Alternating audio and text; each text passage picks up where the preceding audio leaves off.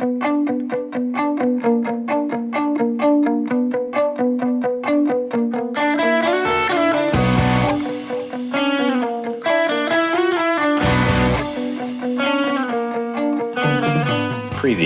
on Popping Collars. Yeah, you forget the bad stuff. You always forget the bad stuff. It's like an old relationship. You forget the bad stuff. I only remember the bad stuff. Yeah. I forget all the good stuff. Never mind.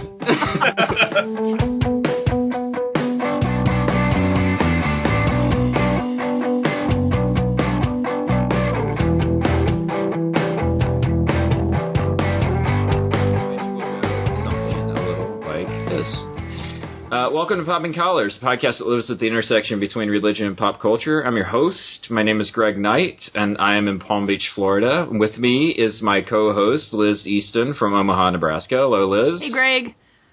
And a couple of special guests. From Los Angeles, California, it's Ryan Parker. Hi, Ryan. Hey. And from Lafayette, Louisiana, the godfather of Popping Collars, Richard Lindsay. Welcome back, Richard. It's nice to be back on the day of my daughter's wedding. This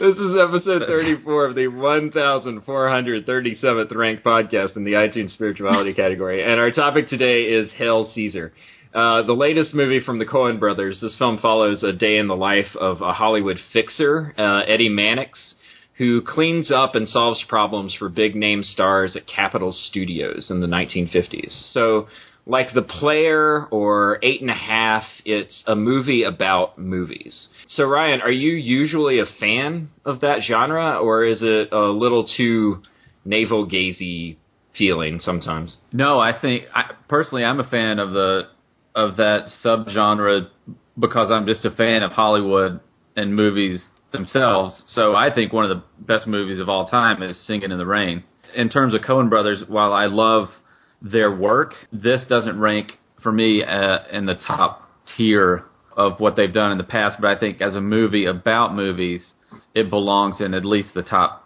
5. Watching people who are good at their jobs do their jobs well, Liz has always identified that as like something that she really loves. And I think that because the art of movie making itself is so sort of fraught with drama and stuff, there's kind of something that feels like you're looking behind a curtain, or it feels like you're seeing the inner workings of something, even if it's just total bunk. I mean, I have no idea what a movie-making process is like, but it sort of feels like you're being ushered into like a secret world or something like that. Yeah, I like that kind of other subgenre that Liz has pointed out about watching people do their job and do it very well, because making a movie is really one of the hardest things to do. I mean, but all of the moving pieces and the people who have to execute what they do at the highest level to make a really good movie. So in terms of following people doing what they do, this might be one of the more interesting. It's not like watching somebody go to work at the IRS. You know, there's a lot of stuff that can go wrong, and that often does go wrong, that can make for good drama. Although I think IRS, the movie, is a really good idea, and I think that needs to be pitched somewhere. Okay, you do that. You know, this kind of job that this fixer does, where he has to go around, you know, he has to kind of keep tabs on all the studio stars and make sure that nothing gets out that's not supposed to get out in terms of their private lives or that kind of thing. That would be pretty much impossible to do today. I mean, all of these stars have their own publicists. They have their own people who they work with, and it's the publicist's job basically to just try to control the hurricane a little bit of information that's coming out about this particular star. I mean, in terms of the Oscars, the thing that I kept thinking about was, in comparison to Hail Caesar, people, you know, obviously the big theme this year in the Oscars wasn't about the movies at all. It was about the social implications of having, for all the major acting awards being all white, and the Oscars so white controversy. And I mean, I want to say, first of all, I thought Chris Rock did a fantastic job dealing with that, of like walking a line, almost like it was like a national purge that had to take place, that he had to like make all of these jokes about the movie making industry. because so much about what's done in Hollywood reflects back on us as a society. You know, we see an idealized version of ourselves through Hollywood. Mm-hmm. You know, we have to realize what the Oscars are. The Oscars are there to put a patina of artistic merit on what is essentially a private social club. And it's to put a patina of artistic merit on the star system that Hollywood created. So it's to say, you know, these stars that Hollywood has told us are the next big thing are actually artists. And I think that we mistake it for a meritocracy. Most of the time what they're doing is they're actually bestowing a kind of a membership within a particular club. So I thought Chris Rock's observation that it was sort of like trying to join a sorority. You know, it's like, we think you're nice, but you're not a Kappa. And that being the message that's sent to people of color. It's a little bit about art. It's a little bit about commerce. It's a lot about sort of high school social club kind of rules of, socialization. And I think that's captured both in what's been going on in the Oscars and in what happens in Hail Caesar. I was thinking of this idea of preserving the institution. That was something that sort of came out from the Hail Caesar, but it's also something that the Oscars try to do, I think. Like, it's this kind of, they keep running these montages of like, what do we love about the movies? Here's what we love about the movies. And you see, like, all of the movies that aren't nominated for awards that people actually went to go see that year, right? So that's where, like, Star Wars finally gets shown and stuff like that. You know, I think about this with the churches that I've worked at before, too. Like, this idea of preserving the institution, you know, as best you can. This idea that you don't necessarily want things to change because change could upset the apple cart, and that could lead to people leaving, or it could lead to people coming, but that seems like a risk. And so there's this idea that let's just hold stable and just hold steady as best we can so that we don't upset everything. And I feel like that's a sin that we kind of fall into in our parish worlds sometimes. Liz, you probably know a lot more about this than I do, since you visit a lot of parishes in Nebraska, but like, It feels like that sometimes, like we exist in this kind of world of keeping our parishes together by keeping everything the same. Yeah, I think it's incredibly risky to change intentionally, and it's just as risky to decide that you'll go along with whatever larger change is happening outside of you. And we see that, like, with parish size dynamics all the time. Like, I was just doing a workshop with a congregation that's growing enough to sort of push them into a different size of church, and all that means in terms of letting go of things and picking up new things, and realizing that most churches can't make that transition. They may get almost to it, but then they kind of shrink back down to size because they just can't accommodate that type of change. And I really believe that this, and we talked about this a little bit on the last episode, that these types of big cultural changes are affecting every major cultural institution in the West right now. And in the church world, we tend to think like, oh my gosh, it's just us.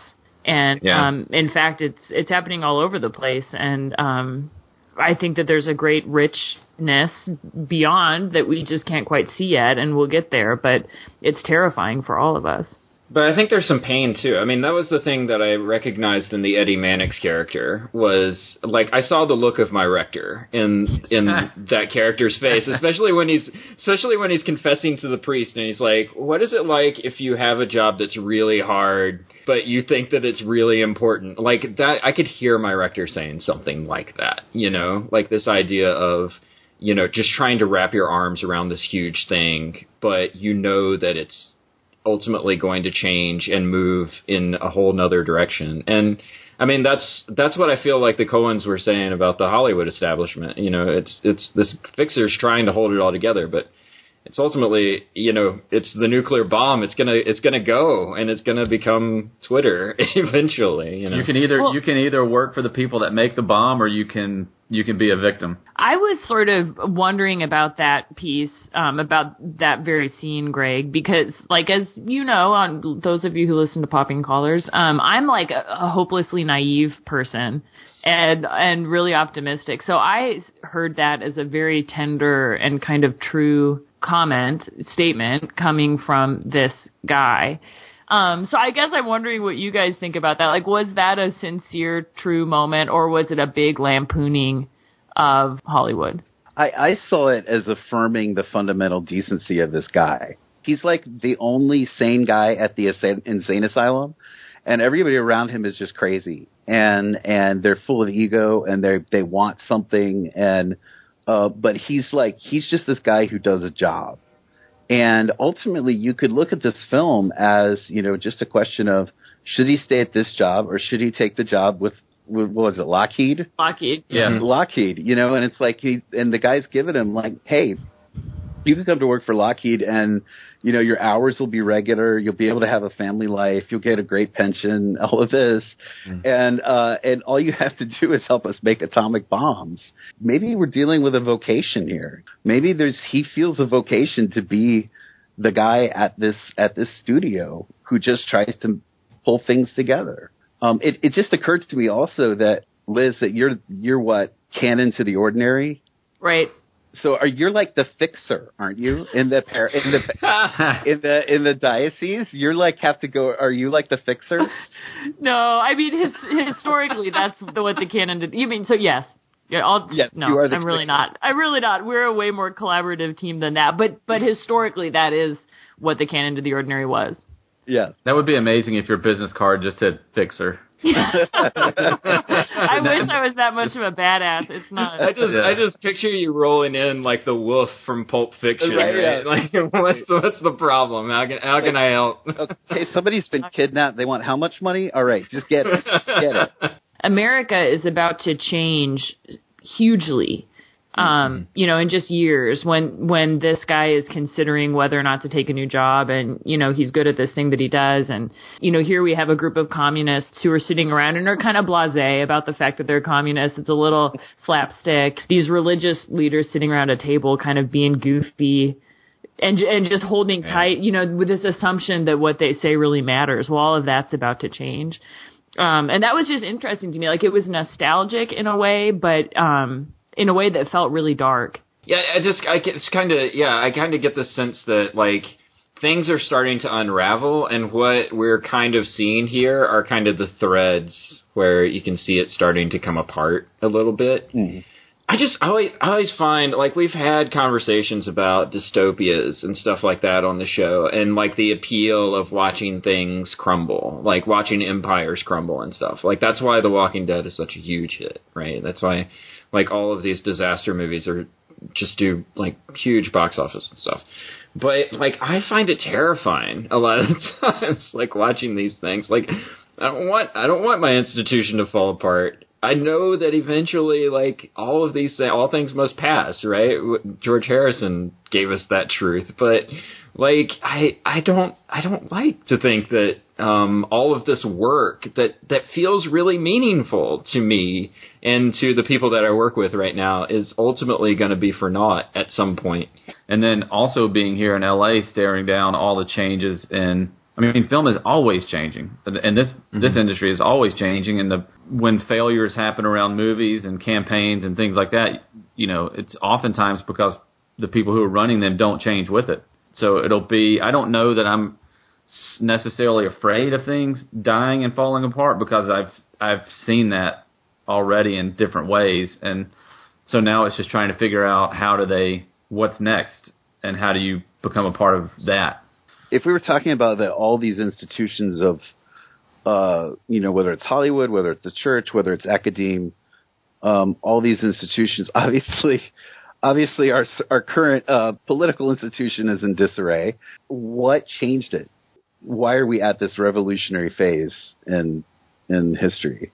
I mean, surely it's not Facebook, right? It's not just social media. I mean, that's what everybody would say, but surely it's not just that. I think it's a huge ingredient. It's technology. I mean, that's a offshoot of technology, but that's a huge part of it. Not just Facebook, not just social media, but those things don't exist without the technologies to create those.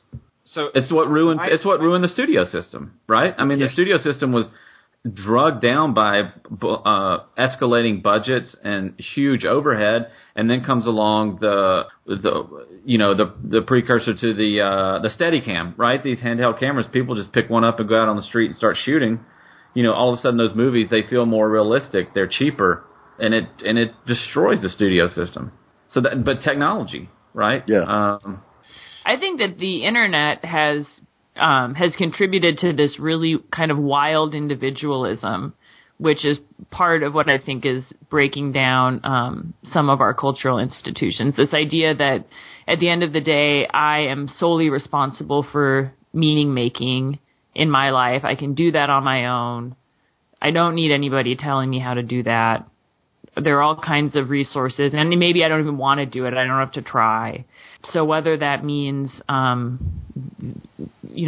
to art museums, or, people don't do that as much anymore, going to the symphony, going to church, certainly. Now we get to be kind of our own authority on everything, and we're not good at it. I really believe human beings are not made to do that. It's just an insane level of arrogance, but we're all trying. And I think social media is just a reflection of that. Would you say we can't do it full stop, or we can't do it alone? Or we need to do it in community? Yeah, I believe that we can't do it as individuals. There's a moment to that in Hail Caesar, because Eddie Mannix is trying to fix everything. By the end of the film, everything has worked itself out through no effort of his own.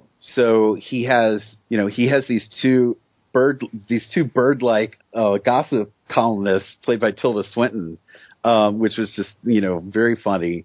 And they've got the goods on the George Clooney. George Clooney, yeah. And he said, well, you can use that, but your source, Channing Tatum, is a communist, and you won't be able to get away with it. And then the whole thing with trying to fix the Scarlett Johansson character and her pregnancy, that works out. She ends up marrying the lawyer who was supposed to adopt her child. And then the same thing with like his he's worried about his kid and his kid and Little League, and that just works out. And he just kind of like goes, I guess it worked out on its own. But despite all of his efforts, somehow these things all end up just working out. In the end, the cowboy character just goes out, drives out to Malibu and picks up George Clooney and brings him back. The money has nothing to do with it. The Coens do this great job of putting a mantra into their movie that you realize later on was probably the whole point of the movie to begin with. And I felt like the line, would that it were so simple. was like the mantra for this movie, because that's very much what Eddie Mannix is feeling. Like, would that it were so simple. I liked the film more than Ryan did. I think just as an homage to old Hollywood, and so many of the situations were actually drawn from historical things that actually happened. So that whole thing about Deanna Moran. So she's supposed to be Esther Williams, who did these water ballet movies that were just as crazy as what you saw on screen. They recently celebrated her on TCM. Oh, did they? Yeah. And that whole thing with her getting pregnant out of wedlock that actually happened to Loretta Young, who was known to be a very devout Catholic. And so they actually came up with a scheme where she would disappear. They would put her baby up for adoption, and then they would leave her baby with somebody, and then she would adopt the baby publicly. And that's exactly what they did. So, that situation actually took place. The Frances McDormand character, who's the editor, who's in the dark room. There were so many women that were editors. They called them cutters, that were really important to the industry, but they never got any credit. And it was a long time before editors ever got credited in the film. The idea was you could have a man be a director, but you could only have women do behind-the-scenes kinds of jobs, like fixing scripts or editing the films, which is like one of the most important jobs you could possibly do. And then one of the best editors now is a woman, and she works on every Scorsese movie. Exactly, yeah. And so then my favorite one, of course, is the one with the where they're doing the biblical epic. which is based on a lot of biblical epics where you had a Roman soldier who would come to see Christ, Right. The wisdom of Christ. And so you had, Quo Vadis, you had Sign of the Cross, several of these Roman soldier movies. And so then they bring in the four religious leaders to see if there's anything offensive about this. And that's exactly what Cecil B. DeMille used to do. But then he would actually get them to endorse the film publicly. So, I mean, I just thought that discussion was, fantastic. That's a genius discussion and a great scene in the movie because it still happens today, and I sit in on those conversations all the time. Really? I was wondering. It felt very much like what is the ratings board, the MPAA or something like that. Like it felt very much like that stuff still goes on. These wholesome folks sitting around the table parsing out like curse words and violence and cartoon violence and all of that stuff. When I decide to turn my back on this career, I could come back to the podcast and tell stories. But until then, I could also name names. Wow.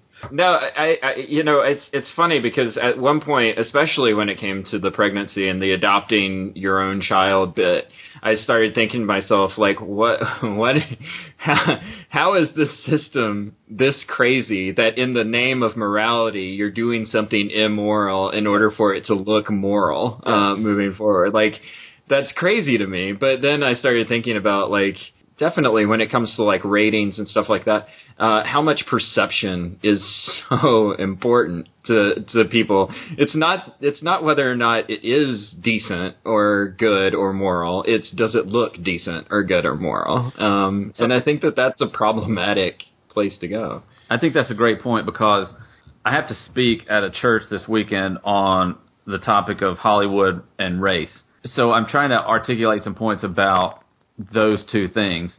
And I found myself kind of wrestling over it and like, what am I going to say? And it's no different than the church.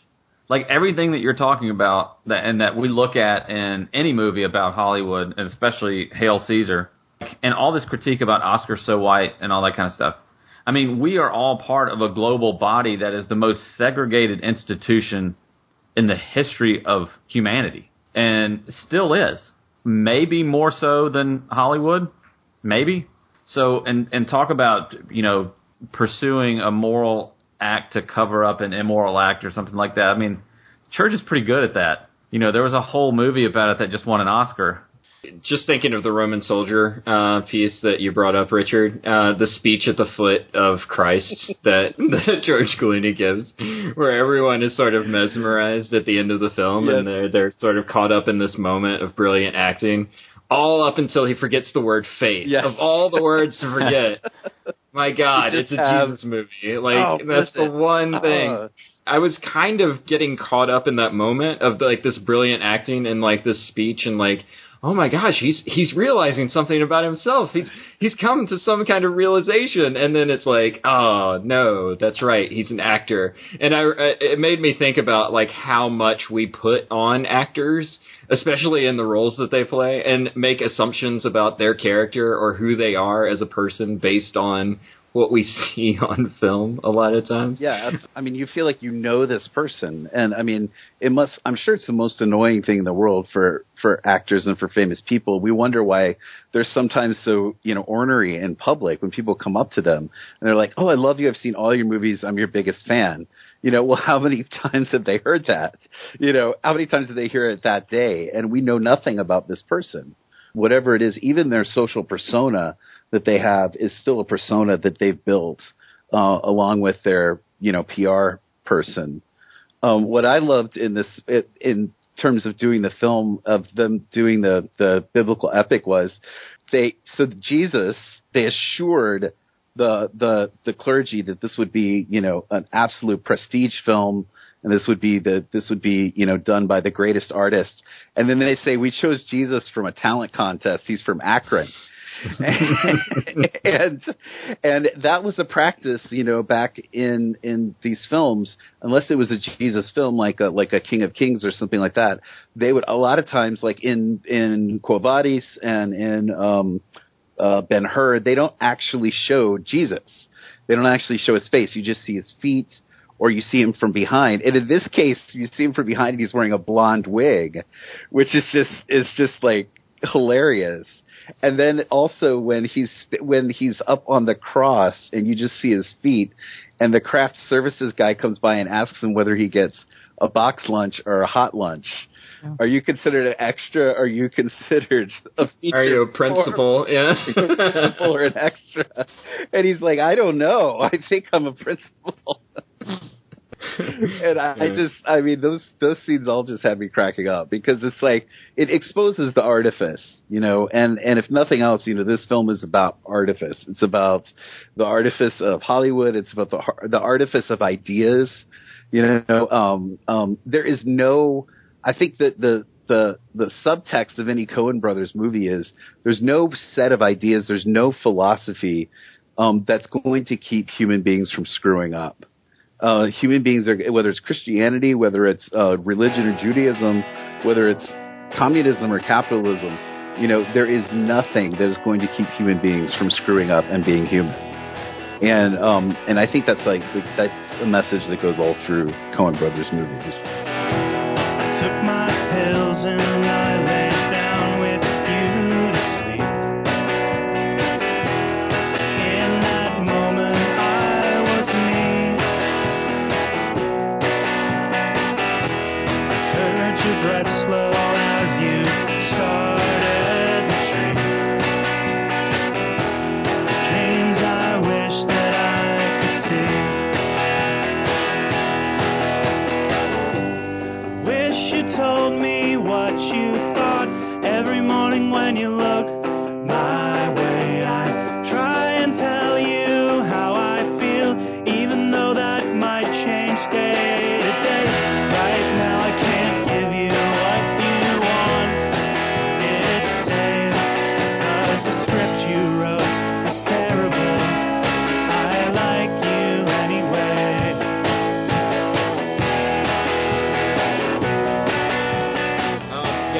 Segment is called the 5-Minute Coffee Hour, where we pretend like we're holding a styrofoam cup full of Folgers, and we kind of we just pick a topic and have an unfiltered conversation about it for about 5 minutes. But before we get to that, Richard, Ryan, do you guys have any websites or Twitter feeds or anything like that you would like to plug for our audience?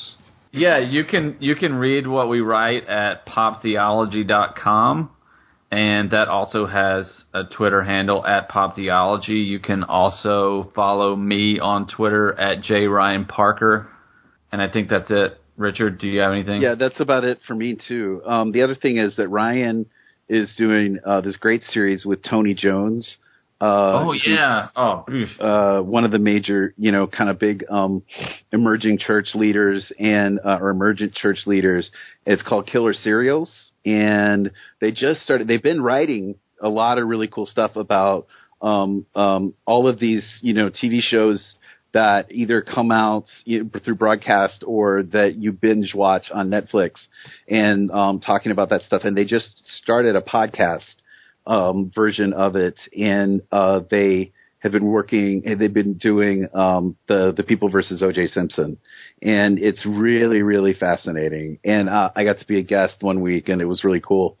So yeah, definitely check that out. You can find that at poptheology.com as well. Yeah, we post all those podcasts there, and it's on Podbean as well as a host for right now. Like Richard said, we just started, and we'll try to grow that as we go along, but we do about 20 to 25 minutes per episode when we only really dig into one show at a time. So the 5-Minute Coffee Hour, does anybody have, like for Ryan, for instance, do you have something incredible that you would like to tell us about? Yeah, it's almost watching? Like we've talked about this. I think people who find this podcast interesting, who are regular listeners, will look forward to seeing on Turner Classic Movies, TCM, every Thursday night in March. They're starting a series tomorrow night called Condemned, and it's featuring movies, maybe 4 movies a night, that were condemned by the Catholic Legion of Decency many years ago, which was an organization set up to review films and comment on films. So the films some of the films that'll be on TCM have never been shown on television before, or some have, but they're going to be hosted each Thursday night by Sister Rose Picotti, who is a nun who writes frequently about films, has her own website, so she'll be giving insight into the movies and into that whole process. So I think that'll be a pretty cool thing to see. Awesome. Yeah, we talked about this before, I know in our Pop Goes Religion class that Richard taught, of this idea of the conversation between pop culture and the religious world, and how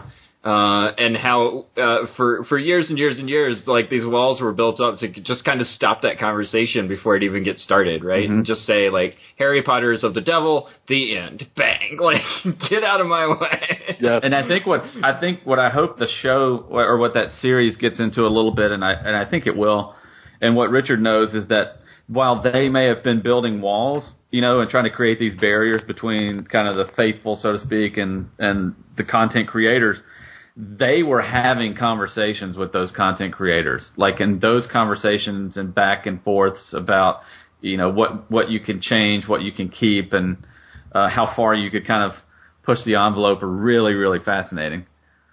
They were shaping the films as they were being created. Yeah. And that was something that actually really wasn't shown in Hail Caesar.